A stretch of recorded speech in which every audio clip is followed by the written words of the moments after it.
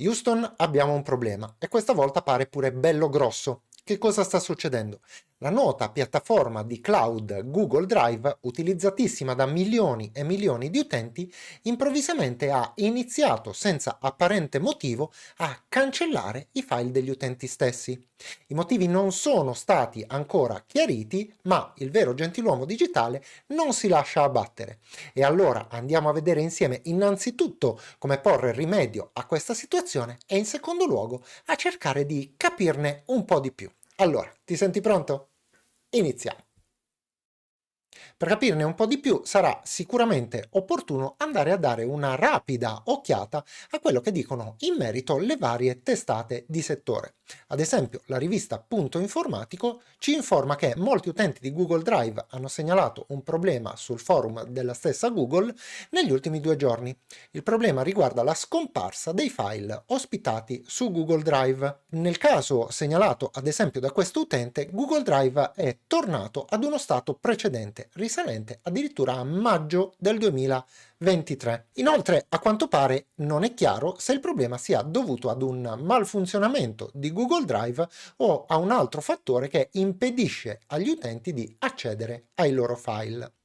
Ma se invece ci andiamo a spostare su un'altra rivista, la rivista Digital Day, veniamo informati di un fatto abbastanza importante, ovvero che nello specifico Google ha dichiarato che si tratta di un problema di sincronizzazione per le versioni di Google Drive Desktop dalla 84000 alla 84040, tenendo conto che l'ultima versione, cioè la 840 stessa, è stata rilasciata solo il 13 di novembre, quindi è la versione più recente, quella che fa sparire i file. Se infine andiamo a leggere la rivista hdblog.it, scopriamo alcune informazioni utili.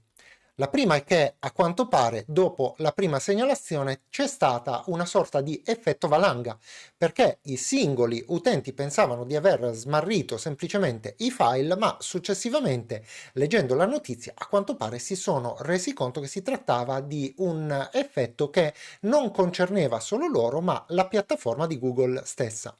Ma la seconda notizia è che, a quanto pare, ci sono buone probabilità di ripristino dei file perduti, perché la società dovrebbe avere a disposizione un discreto numero di backup recenti che nel peggiore dei casi potrà ripristinare.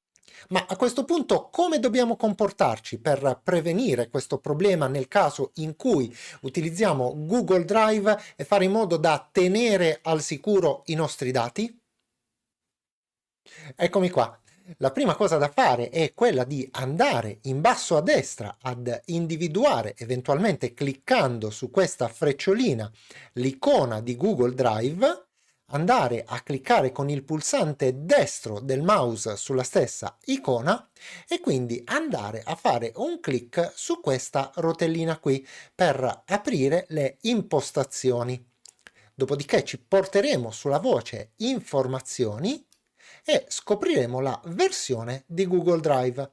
Come puoi vedere, purtroppo nel mio caso la versione è la 84040, che ti ricordo appartiene a quelle incriminate.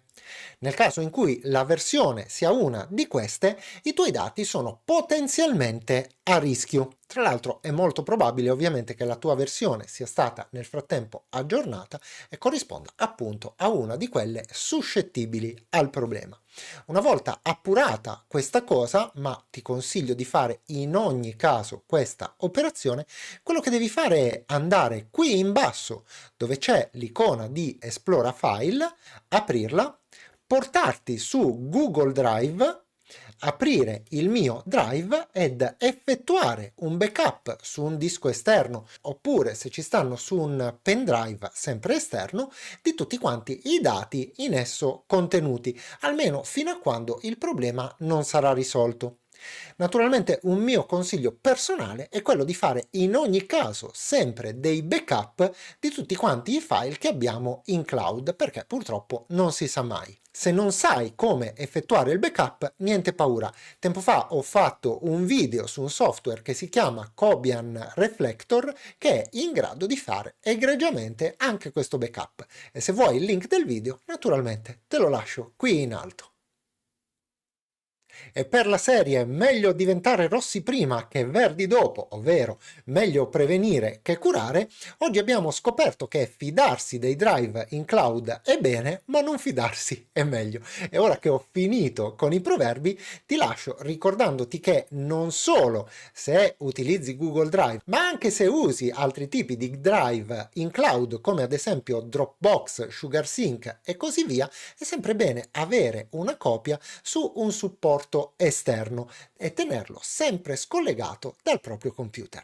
E detto questo, nella speranza di aver contribuito ad aver evitato una tua potenziale perdita di dati, come di consueto non mi resta che ringraziarti per avermi fatto compagnia nel corso di questo video, salutarti e darti appuntamento alla prossima.